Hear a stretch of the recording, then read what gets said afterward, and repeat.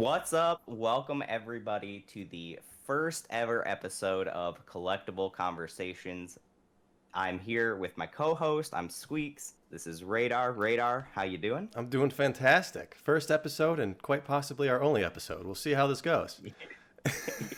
How are you doing? Absolutely. Hopefully not. Hopefully we'll have more than one. But yeah, so what we want to do is we just want to kind of talk about some of the bigger topics in, Pokemon and collectibles as a whole, maybe cover some of the news. And so for today, I'm excited. I just want to jump right into it. So I want to recap just some of the news events that have happened throughout the week, just some real quick, pull them up here. If you guys didn't know, Players Cup 3 was announced for Pokemon. This is an online tournament through PTCGO. And this is kind of what they've been doing in the midst of COVID since they can't have in-person competitive play events. They've already done 2 of these. Third one's announced. You can check out the full article on PokeBeach if you're looking to enter. In addition, staff promos have been suspended. Now, if some of you guys have already heard, there was a rumor going around that they had been discontinued completely, that they were absolutely gone forever, never going to do staff promos again. People started buying them out and everything like that. It turns out that maybe that was not quite correct and that they have just been temporarily suspended. My guess is that they're going to try to rework the system to kind of alleviate some of these stores selling them and not giving them to the judges. But the article, we don't have a lot more information on that right now. So as far as we're aware, currently they are suspended, but they probably will come back. In addition, about the same time, we learned that theme decks may actually be discontinued. Now, this again is just speculation. PokeBeach has a great article on it if you want to see, but it looks like they're probably going to be replaced with maybe higher powered decks. Some of these V-based decks, as you can see, there's Venusaur and Blastoise. And so they may replace, but the main difference is that they wouldn't be tied to a specific set, but more would just come out maybe in like a quarter or half a year type thing. And then the next thing was that Battle Styles, the March set, was announced. Some of the cards were leaked. It's actually pretty interesting because we actually got this leak the same time that Japan did, which is quite rare. That usually doesn't happen. Usually we've already gotten that information from Japan's side. However, you can see those spoilers right up on PokeBeach right now, but we're going to wait to actually go into this. This will be a topic that if we do make it past our first podcast, that we will actually cover Battle Styles as a set as it gets closer to release. Finally, hold on. I actually need to test our audio. This Okay. Player Cup 3 thing, are these players getting points towards the actual worlds and whatnot? So they haven't really fully disclosed that. So what we had heard last year was that points would carry over towards the next Worlds. Okay. Now, obviously, Worlds does not look like it's going to happen in the 2020-21 season as well, which means that now are those points from 2019 going to carry over to, the 2021-2022 season? We don't really know. I think the way they're kind of structuring these right now is they're more just standalone to keep people playing, keep them engaged, keep them, at least active in the competitive side of the hobby, so that all these sets they're releasing with these mechanics and cards and everything aren't just essentially going to waste. People still play like tabletop Pokemon and things like that, but it is a situation where, they're trying to kind of keep that competitive spirit and competitive fire alive. And we are seeing a lot of those like really high profile players still entering these tournaments. Zach Lesage, one of the most notorious Blacephalon players, actually just won the previous Players Cup. So we are still seeing a lot of those people enter. But right now, it's kind of still a gray area on the extent that they're willing to take these player cups. The first one that they ever did, it was more of a situation where it was kind of just off the cuff. They decided to do it. Let's give them something temporary, and now they've kind of gotten the casters involved, and they're kind of starting to make it more of an actual streamlined, orchestrated thing, to where I could see them maybe even integrating this into, once we're past that COVID and people are back playing in person again, maybe even integrating online events into the bigger structure as a whole. Gotcha. So. Okay, cool. Let's hop into the big news. Yes, the big kahuna. So the full article is here. We're going to break down more than what's in this article, but our own thoughts. But essentially, the largest trade ever in the history of Pokemon the trading card game took place this past week, and it was for probably what is the most well-known, or one of the most well-known cards, Pikachu Illustrator, and it was traded for what is estimated to be the equivalent of about $900,000 worth of cards, which would put this as, effectively, even though it is a trade, the largest dollar valuation on a single card that has ever existed in our game, with the previous record being the first Ed Charizard and then the Illustrator that sold in Japan for 340,000. So those two have kind of been battling for that top spot this year. But now this one just absolutely blows Charizard out of the water, makes it the definitive king. And so essentially this was the biggest thing that happened, for you and I, Radar. We are very on the the investment collector, even flipper side of this hobby, the financial side of this hobby. So to see something like this happen, for me, it was pretty crazy. What were your initial thoughts when you first saw this happen? My initial thoughts were, number one, the current Illustrator that's for sale in Japan is not going to be for sale much longer. And then number two was about time. We've been seeing the Charizard and the base set stuff just skyrocket recently. And with the low volume of sales of trophies and that just general nature, it just takes a little bit longer for these types of cards to kind of set their place in the market. So, again, Charizard had surpassed the Illustrator at one point, and then it was just a matter of time until someone let one go to reclaim its throne. Mm-hmm. So to give the viewer out there a little context, because we're very ingrained in this. Most people probably don't, maybe they don't follow the Illustrators closely, or even first edition Charizard or Charizard as a whole. You said that there is one up for sale in Japan. Do you have just offhand what that current price is on that one? I haven't checked in 2 days, but it was up for 379,000. It varies based on what the Japanese and U.S. dollar are exchanging at, but 380 grand. It's on Zen Market. Being sold by the one and only Pokeno, PKOno, however you want to pronounce it. Which we've seen a few others this year come out from them. And there was one that sold, a PSA 9 actually sold for like 225, 230, and then a raw one popped up for a little bit more and sold, and then now this one, he keeps raising his price. It seems like by 50 to 100,000 each time he sells one. So yeah, they keep selling, right? They keep selling, right? Them out, this one's been sitting there for a while. It's quite poorly off-centered, and the pictures aren't the best. That's one of the issues we have with buying from Japan. You cannot really contact these sellers or ask for better pictures, so you take what you can get. And like at best, we're thinking it's a PSA 8. So it's a tough buy to make, a tough risk to take. Mm-hmm. No, absolutely, yeah, especially when you're dealing with that. And there's also some some hangups with just straight purchasing from Zen Market. Is that correct? You have to deposit the money or that kind of thing, and if it gets bought by somebody else or something, can you give us a little more maybe insight into how all that works? Yeah, well, I've never personally used Zen Market, but I've talked to plenty of people about it. I believe they charge like a 1% fee to deposit money into their middleman account, basically. So you have to basically take that risk. Hopefully that you're first to the line there to buy this thing. You put your money in, take that 1% cut or hit, hope and pray that they buy your card for you first before someone else does, and then they take a couple days to buy it, and then take a couple days to receive it, and then take a couple days to ship it. And because you're essentially putting in an order, they see that order, and then they place it on the Japan side for you. Correct? Exactly. Yeah. So it's you're effectively staking $4,000 in transaction fees almost with the 1% just to even get a shot at buying this. And then if somebody jumps in line, gets it before you, now you just have $370,000 sitting in Zen Market and no Illustrator to purchase. Right, and you can take it back out, but that's another 1% fee. Then you have another fee, and now now you've lost $9,000 and you still don't have a card. So yeah, but to be honest, I mean, seeing what has just happened today, and I've been expecting this card to get close to that $1 million mark here soon. And this is a card that grade is not that big of a factor. Yeah, there will be multipliers, but it's not that big of a factor for the card's value. This one that's been sitting there for 370, 80,000. If you can afford that, I think you can afford a risk of $10,000, because you're looking at a potential 2x on that purchase, and that's a huge win. For a lot of people, they think 2x. I take $10 cards and flip them into 20 all the time. That's 2x. It's a little different though when you're talking, hundreds of thousands of dollars, what is just a double up, which normally percentage wise would not be very good.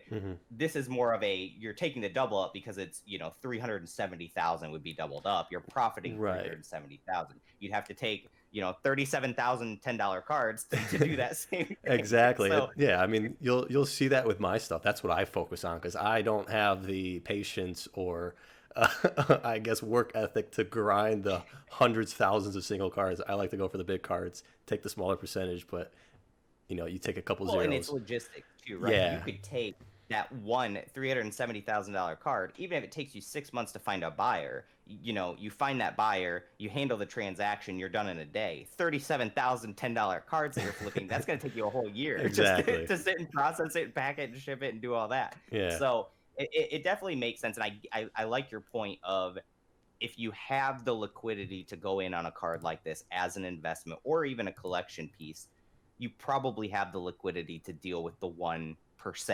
transaction fee, that kind of thing. And I think that makes sense. So, we have seen a few of these pop up this year. They have, kind of catapulted above one another, but this is a meteoric rise. I mean, in stocks or whatever, they would call this like a parabolic growth. I mean, we went from a $370,000 card sitting on the market, by the way, not purchased, to a $900,000 trade. Now, one thing I want to touch on before we even dive into the price discrepancy there is the first post I ever saw about this was an Instagram post. And I don't remember if it was directly from the person that made the trade or if it was the middleman, because they both posted about it, but they both posted kind of the same graphic up, the guy's face, the illustrator, the 900,000.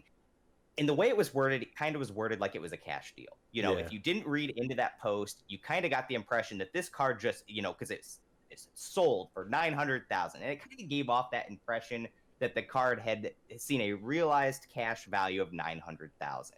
And when you read into the post, you start to see that it was a $900,000 valuation on the cards that were traded for it. Now, from what I read, and apparently they're only giving out all the details of the trade that they want to give, but it looks like pretty exhaustive that there was no cash involved on either side. So this was not a cash deal for this card. This was just a valuation based on the trade value. Now, a lot of those cards that were traded had been sold, recently, or we have sales prices. Some of them don't, and we'll get into that in a second. But I do want, just for all of viewers out there, to be very, very mindful that this was a trade deal at a valuation of 900,000, not a cash deal. And that absolutely matters because cash is king.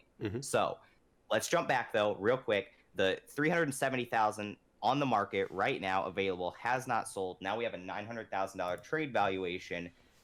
What's kind of your take on this growth? Does it make sense to you? What are you thinking? I mean, I go back and forth about this stuff all the time. I've personally moved a lot of my investments into trophy cards, not of this tier, but get as close as possible to it. So, obviously I'm happy about it because it helps me out. Of course, you have a Trophy King. Yeah, I got a Trophy King, which I actually posted for sale today, so we'll see how that goes. So if anyone's out there looking. But, there's this conversation that's had that, the people that have kind of owned this card and created this market for this card haven't been completely honest and truthful with what's going on. And now that this has happened, it kind of solidifies what I've been hearing privately and the things that other people have been hearing privately. So it all makes sense now. Like it's, for a while, we heard about this card being $900,000, getting offers of close to $1 million. And it's like, why aren't certain people buying it? If they are getting these offers, why aren't they just buying the ones available and flipping those? And that raised a lot of questions, a lot of weird, bad conversations going on. But the matter of the fact is, like we talked about, the risk of buying from these websites in Japan isn't just that 1%. This isn't eBay. You're not getting buyer protection from these websites. If they ship it and it gets lost, the card's lost, your money's lost, it's gone. They can insure up to a certain value if you talk with them about it, but of a card of that value, I don't know if you can even get insurance up that high, and the headache of going through any sort of legal battle is not worth it to some people. So it takes a real special individual to shell out that kind of money, even if you do have it, to pick that card up from, you know, a Japanese website basically, instead of the open market that we know as eBay. So I'm happy to see that it's happened. I can't wait for the very first true $1 million Pokemon card sale, whether it's an Illustrator, a trophy, a first edition chart, whatever card it happens to be. I can't wait for it. I'm very excited. Yeah. No, I agree. I think the first $1 million sale will be awesome when it is Jolteon. But you know, I want to touch on something you said there about the three. You know, we've had multiple illustrators this year pop up. If you guys don't know, there have been multiple ones that have popped up in Japan for sale. They all kind of have this same issue that, you know, you can't really contact the seller directly. You have to go through one of these middleman services. You have to deposit money early. There is a risk involved with it. And up until, you know, many of these, up until the current 371 that's available, the Charizard had not spiked yet. So up until this point, you know, those illustrators are still setting that benchmark. So the perception of risk on that dollar value was much, much higher than maybe what it is now that you've seen a $900,000 trade go through.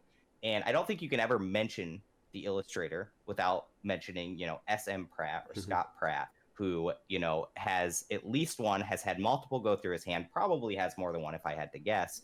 And, you know, one of the things that, you know, we've all heard is that he got flack when that conversation came up, you know, of, you know, you've gotten these big offers on it, but there's these other ones that they're not selling.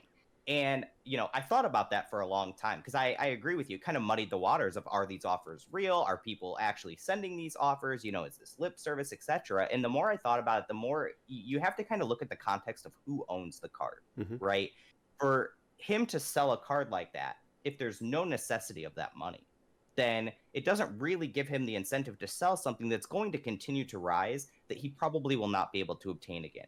Because the odds that card rises at a rate that outpaces, you know, the inflation of the US dollar, it is probably very high, which means if he doesn't need the money or doesn't have another investment to park that money into, you know, instantaneously, it doesn't really make a lot of sense for him to do that, even if the current valuation is lower than, you know, maybe the offers that he's getting at the time, because he also knows the second that maybe he would take one of those offers, it's going to set a new benchmark, right? And that will maybe propel the others forward. So, you know, a lot of times, you know, you'll hear the talk of, you know, you've got to be the stepping stone, you know, that you've got to be the sale that leads that new price higher. But on a card like that, and I have been many times, know, obviously we don't know how many he has, but maybe he only has one. Let's just say he only had one. You know, you don't want to be that stepping stone if your first stone is what's going to lead the next 12 behind it. Right. And so I actually think, you know, some of that conversation is just, you know, that people don't do that dissection and that analysis,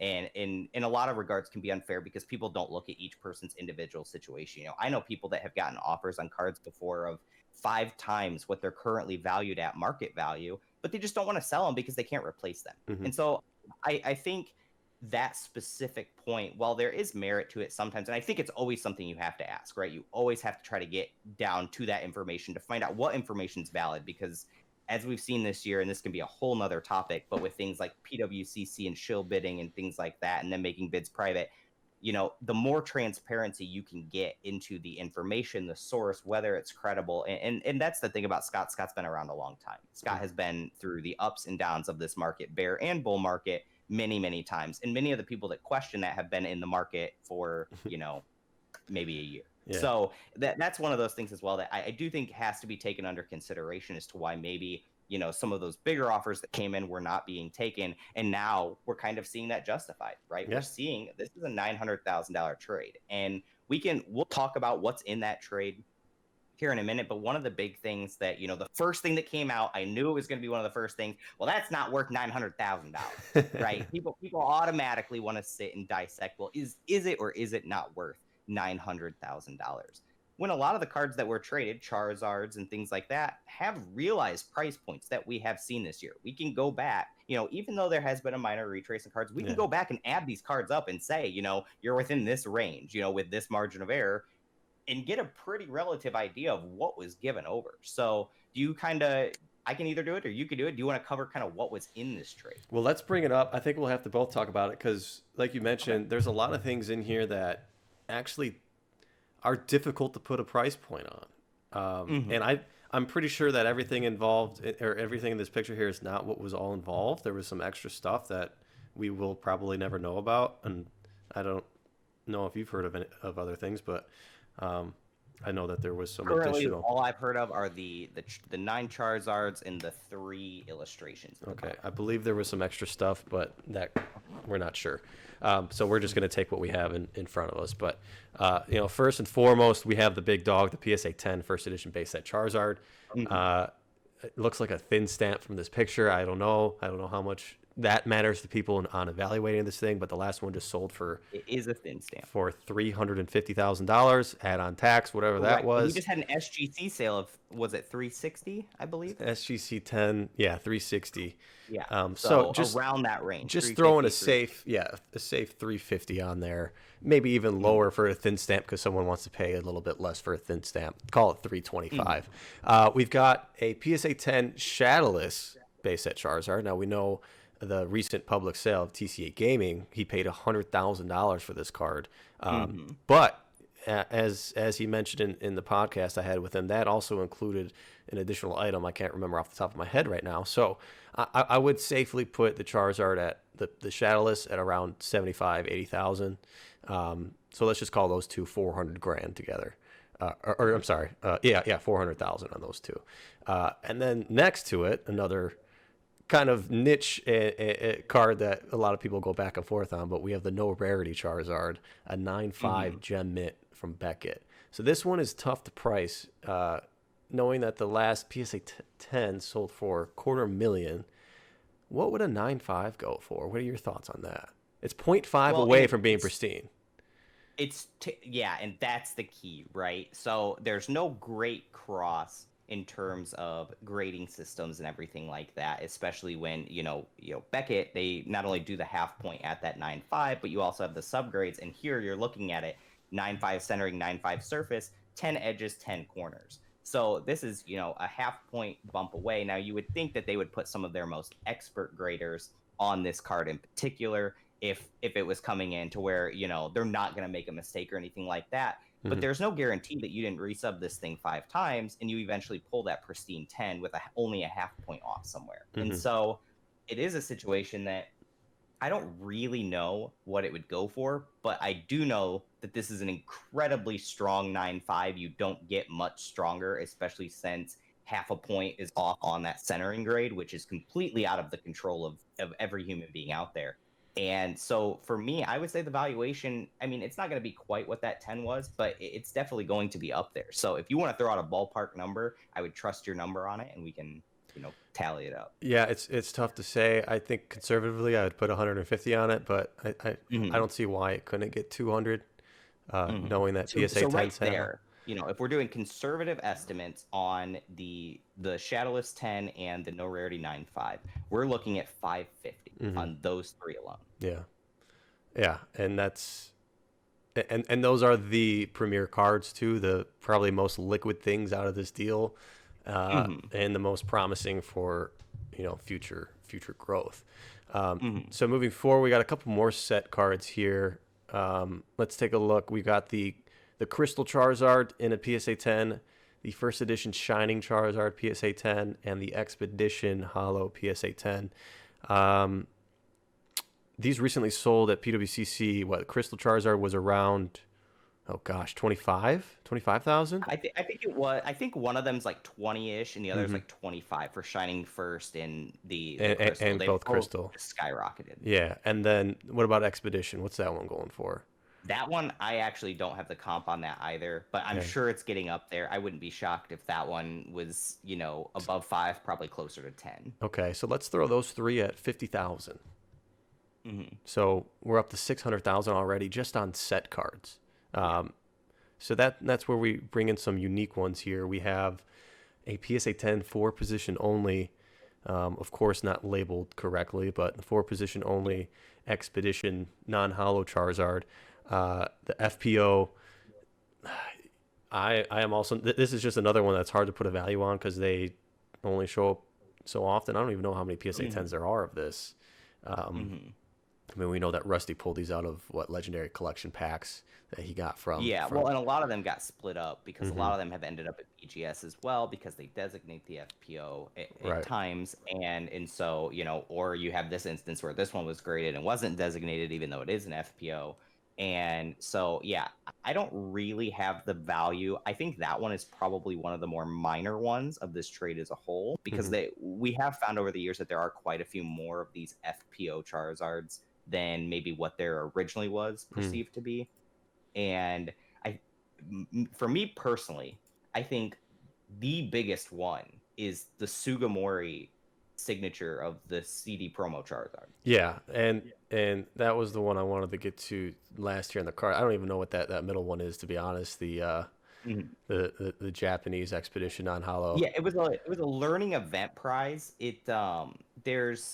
There's not a ton of them. I don't really know how to put a value on this card. This is going to be one of those eye of the beholder type cards where you and either the person buying it, if you own it, or if you want to buy it, and the seller have to kind of come to an agreement on what you would value it at, what you would price it. As you can see here, the card, at least in this image, is raw. So I don't even know that any have been graded. I'm not super familiar with this card in particular. But you would have to assume if some of these set cards in a 10, like this Expedition Charizard, if this one, even in a relatively decent grade of like a 7 or an 8, you would have to think that it could get a comparable, if not better price just due to the obscurity and rarity of it. Yeah, and it's just so niche. It's going to be hard to find a buyer.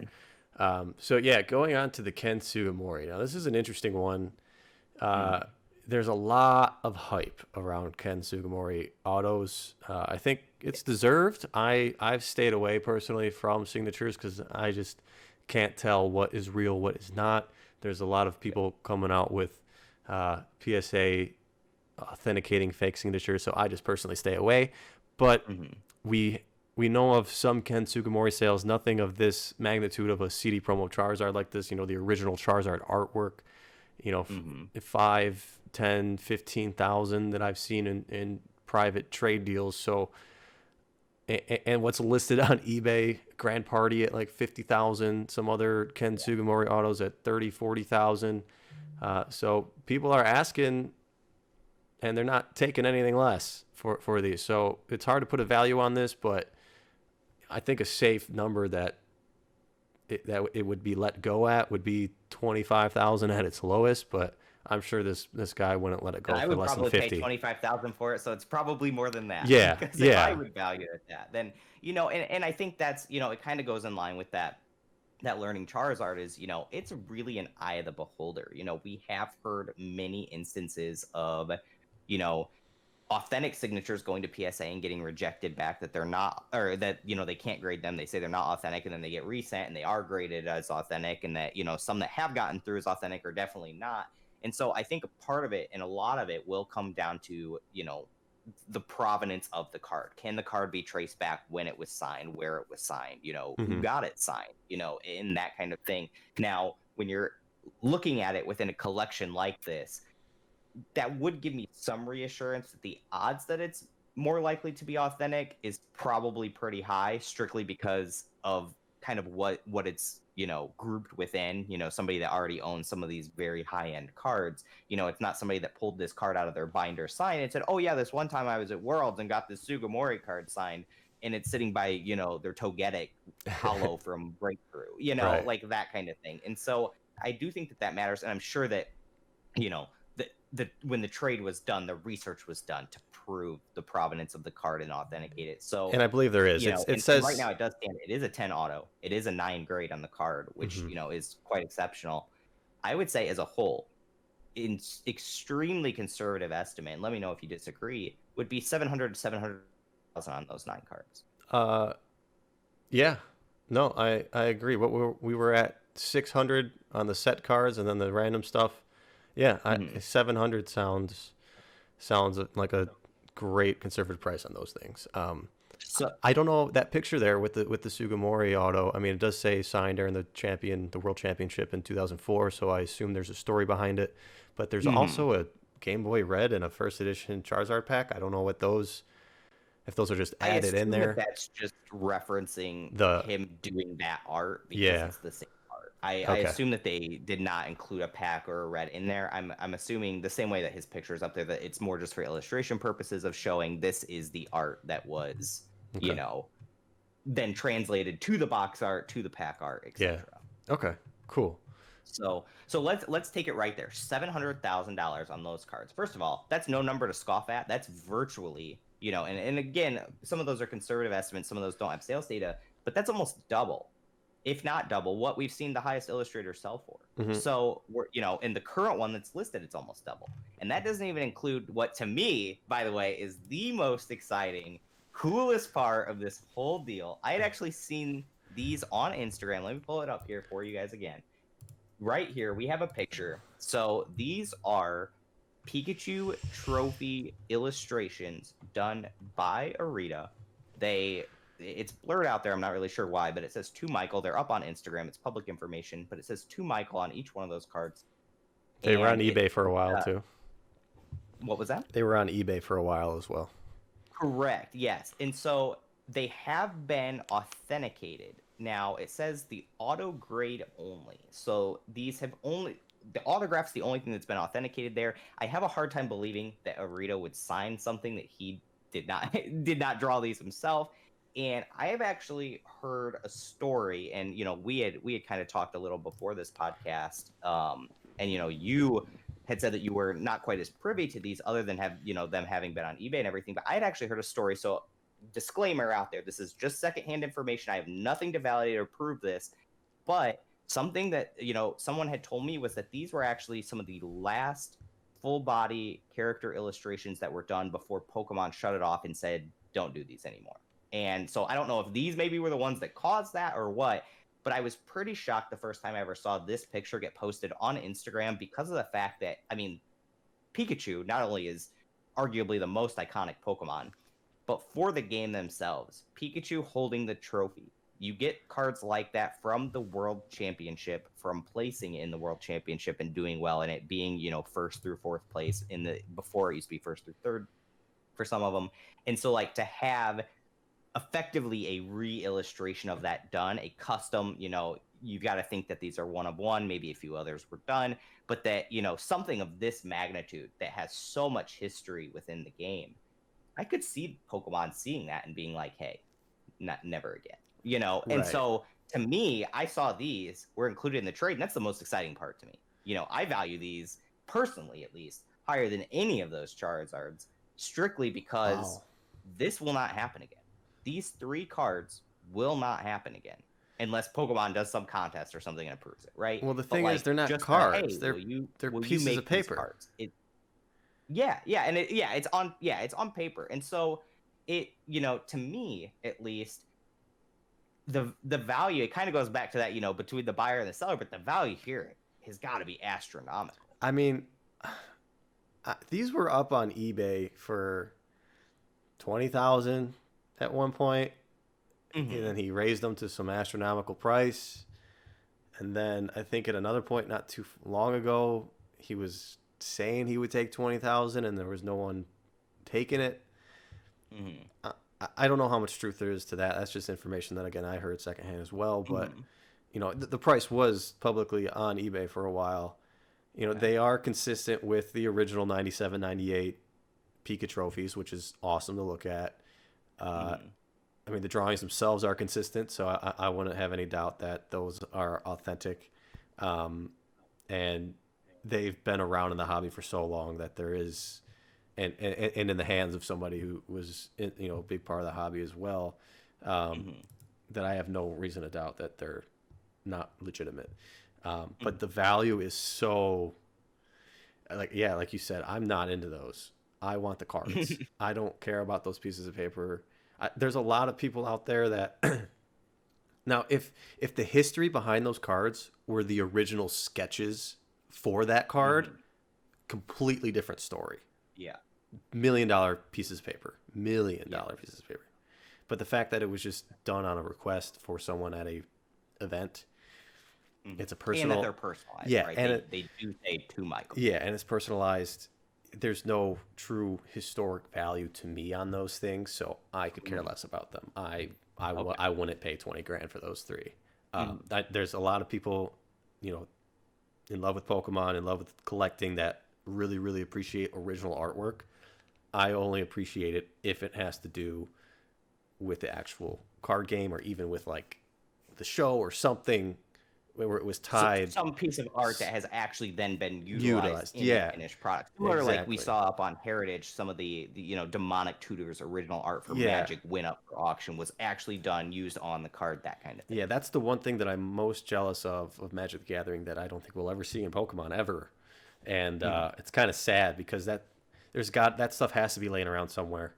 Oh yeah. You know. Yeah, I know that So Jungle Jolteon art is in a warehouse somewhere, just waiting for me to come pick it up. It's there. it's in the archives in Japan. Honestly, Yeah. they might have gotten ruined in some sort of like tsunami or something back then. We don't know. They've never even. Okay, don't say that. You're crushing my dream. They've never disclosed. They've never shown pictures. Nothing. Nothing. So I'm worried that they don't exist. I'm worried that they got 25th destroyed. anniversary. The answer for everything. It's coming. They're gonna give them out. It's gonna be a contest and giveaway. I don't care to own one. I don't care to be offered one. I just want to see one. I just want to know they exist, know that it's a part of the history, and that it's something that we can really enjoy at some point. Yeah. So for you, Pika Trophy's most irrelevant part of the trade. Yeah. For me, Pika Trophy's most relevant part of the trade. But this is good. I think this is a great example of eye of the beholder. You know, how certain things can be evaluated completely differently based on who owns them and who has it. Kind of like, referencing back to, we talked about, Scott with his Illustrator, and why he may have turned down some of these high offers we had never seen before, because to him, the Illustrator just outweighs that sum of money, even if everyone else out there that has never even touched or seen an Illustrator thinks that that's crazy. And I think that this is another great example of that, is, whoever received the Pika Trophy cards, because one end of this trade is, private, whoever received those, they may value those Pika Trophy cards super, super high compared to the other things in the lot, or maybe they were just throw-ins in an inclusion, depending on how they felt about them. For me, those Pika Trophies would make up a lot of that distance from that conservative 700,000 to that 900 mark. Whereas for you, you're thinking, this is 720K. I don't know where 900K came from. Right. So so based on the value that we put on it, and again, I'm pretty sure there's some extra things in there that we don't know about, but this would put a value of those trophies, those sketches, at 200 grand to hit that $900,000 mark. And to me, that's crazy. So, but hey, we got there. That's how you really feel. Yeah. So, I mean, I think I would have liked to seen like a $750,000 watermark instead of the 900,000 on top of this thing. But so happy that these two collectors got historic pieces for their collections and got what they wanted. I mean, that's another thing that you said in the beginning of this about the kind of the hate that came out of it, and there always is when there's announcements like this. But you got to really look into it and understand that this is two collectors who've been in the hobby for a long time. One of them's anonymous, that really love this stuff, and they finally got a piece of history and achieved a goal that they've probably been chasing for 10 plus years. Yeah.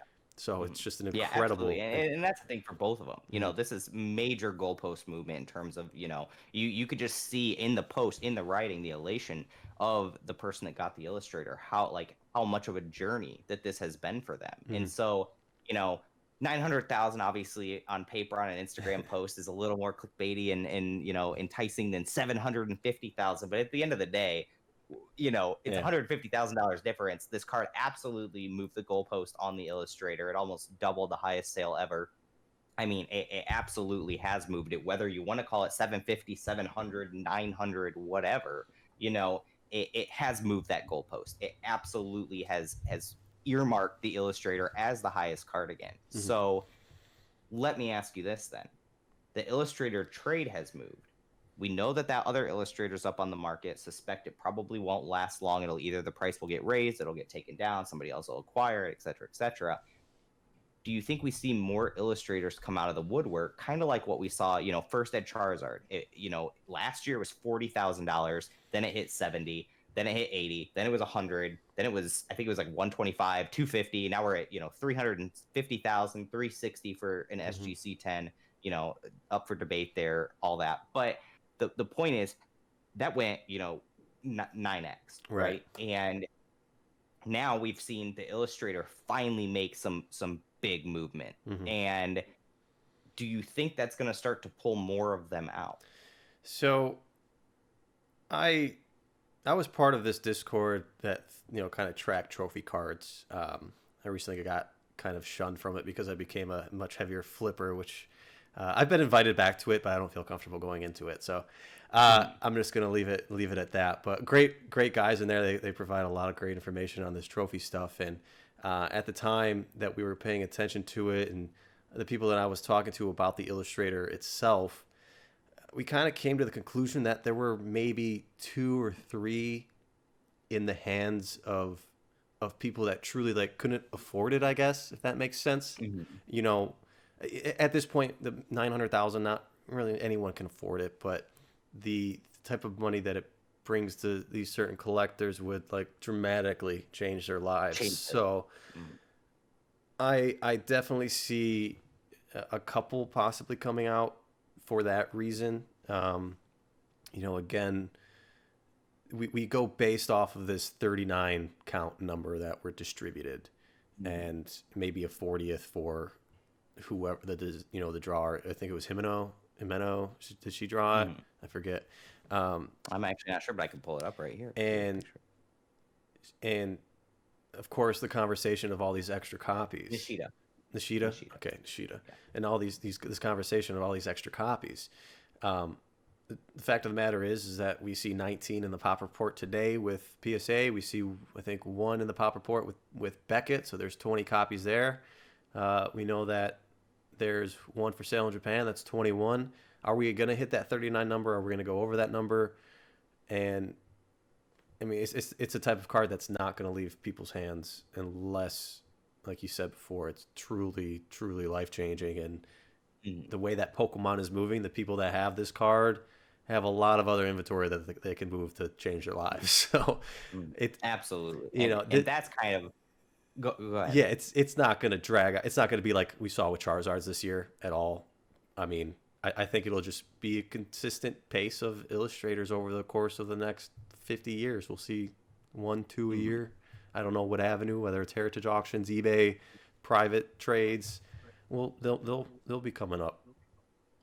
Well, and I think that's a great point that you make. That kind of they're starting to end up in those hands of people where, while it is a large sum of money, and to many people it is a life-changing sum of money, they're acquisitioning those cards because they already have so much other money parked in other assets that they could then sell out if they needed cash liquidity, that they don't really need to move the peak of them out, and they can move the rocks at the base of the mountain. And so, you know, other than the ones that we've seen come out this year from, you know, PK Ono, that, you know, there's a whole history behind those that, you know, they may not have been a part of that original 39. We're not really sure, et cetera, et cetera. And a lot of those that are coming out, you know, that other than those, we haven't really seen many of them hit the market, probably because they're already in those hands of the people that don't really ever need to move them and don't really have any incentive to move them unless something came along that could almost eclipse it, right? Whether that be within Pokemon or another collectible outside of it, because that's the other thing. Once they start to get into those hands of those types of individuals, a lot of those individuals are cross collectors, whether it's in Pokemon or Magic or art or things like that, to where there are pinnacles beyond the Illustrator. It may just not be within the ecosystem of what our game or our collectible is. And so, you know, I think that may be the kind of thing that would pull some of these out, is if, you know, someone comes up and is willing to trade a you know, a rare art piece or something like that, or something, you know, really high end. But a PSA 10 Gretzky rookie. Yeah. Oh, I may know a guy. That, or a what was the other one? The artist. Dali, Salvador Dali art piece. What was that one for? 400 million, 500 million for that one? Yeah, just, I mean, whatever. Well, the Illustrator's well on its way. I mean, it just almost tripled overnight. So I mean, you give it like what, 28 more days and it's there. So yeah. No, that is an interesting conversation. I mean, because you dive into the world of like of this artwork, like Banksy or something. I mean, he's got so many pieces out there that are well over 1 million, and like many pieces. So like the bottom, they're like mid-tier Banksy sculpture or painting is more than the top tier Pokemon card, and that's just Banksy. That's I mean, yeah, he's viral artist, you know, this crazy thing. But there's a lot of different spots like that mid tier is a couple $1,000,000.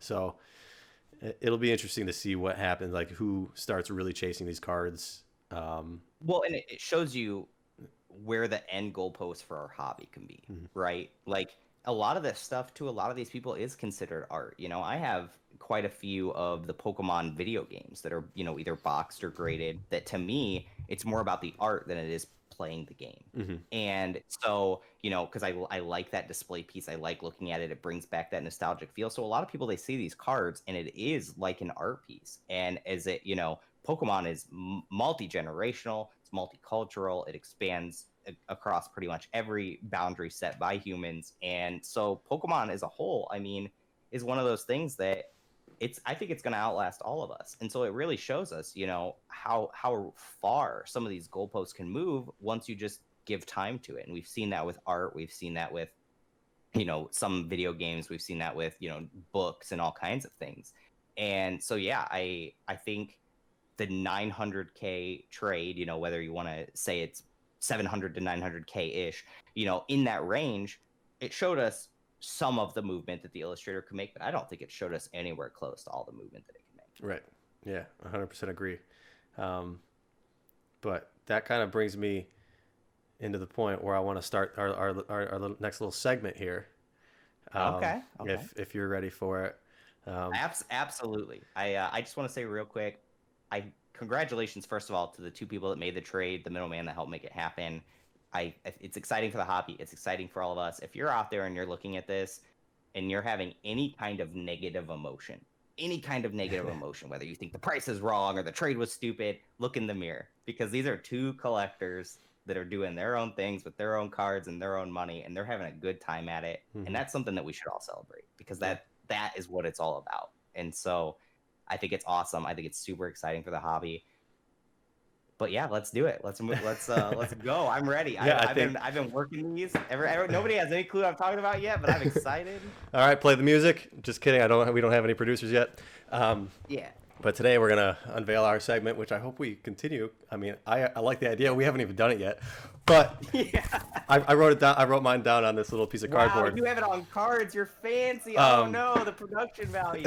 Well, it's a piece of cardboard that I use for shipping if I need to put cards in between. That's what's here. Cut it in half and send me half of it.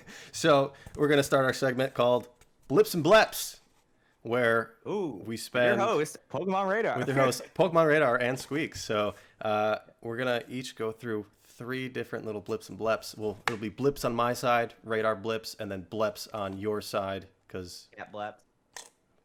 His cat likes to do that. So they're called bleps. People know. Don't question it. Just give it so we're gonna kind of do a little quick little statements here. 3 each involved in Pokemon. Hot takes. Hot takes. Burr, burr, burr. Hot takes. No responses. No arguments. You just got to deal with it, live with it, and move on. If you want to hear more about our blips and bleps, put it in the comment section below after you hit the subscribe button and the notification bells on both our channels, PokemonRadar and SqueaksGameWorld. Make sure to hit it, follow us, do all the things. But in the comments, if you want to hear more about one of these blips or one of these bleps, put it in the comments. Let us know which one, and maybe we'll make a whole episode about it. All right, first blip. And this is quite fitting to what we just talked about. The 1997 Pikachu trophies will outpace the Pikachu Illustrator in the next 10 years. Okay. That actually ties into one of my bleps. Okay, perfect. That trophy cards are some of the most risky, dangerous investments that you can make. This is so hard. I just want to... I can see in your face. You're just like eating up. Keep going. Go, next one. A black label first edition base set Charizard will never exist. Wait, can you say that one again? A black label or Perfect 10 first edition base set English Charizard will never exist. Okay. All right. My next one, non-Pokemon related, non-collectible related. Parents, that take photos of their children that have food on their mouth or snot running out of their nose. It is not cute. Stop doing it. Back to you. Detroit style pizza is the best style pizza. I cannot. Hey, nope, Okay. nope.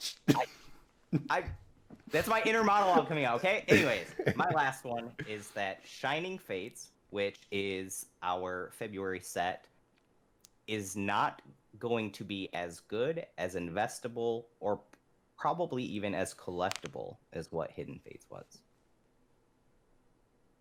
Okay, and that is Now I just want to talk for like blips and another hour. blips. I said all of that. I had to throw in that pizza one for you. Yeah. If you don't know, Sean is a huge fan of pizza, so had to Sure am. dig deep on that one. But that's our show. That's all. Yeah. That's a episode wrap. That's 1. the first one. I hope you guys enjoyed it. I hope you've had fun. I had a blast. I want to do more of these. If you guys want us to do more of these, maybe even sometime bring one of you guys on here to talk to us about stuff, let us know. Comment section, Messenger, Facebook, Instagram, Twitter, TikTok. Join our Discord. Discord, or plug it. I don't know what it's called. I don't know how to plug it. Join our Discord, Collectible Conversations. Join our Discord. It's in the description of both of our YouTube. You're watching this on one of our YouTubes right now. Look in the description. You'll find the Discord link. Come join us. And we'll be hopefully in the future doing some of these live as well. So we got a lot in the works. We got a lot of things planned out. We don't know what we're doing, but we're doing it.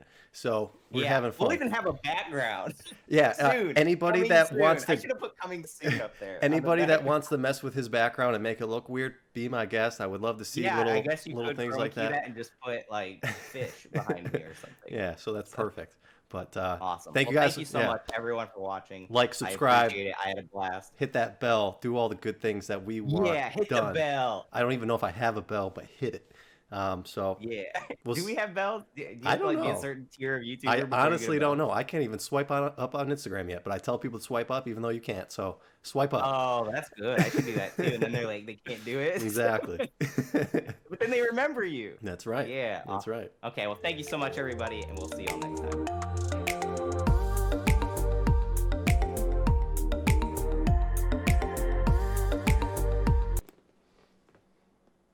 What's up?